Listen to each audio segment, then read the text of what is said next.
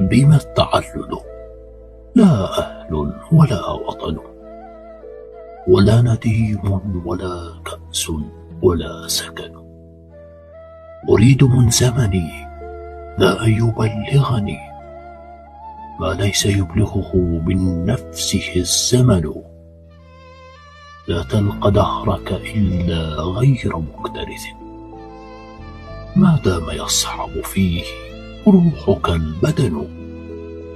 فما يديم سرور ما سررت به، ولا يرد عليك الفائت الحزن. مما أضر بأهل العشق أنهم هووا وما عرفوا الدنيا وما فضلوا.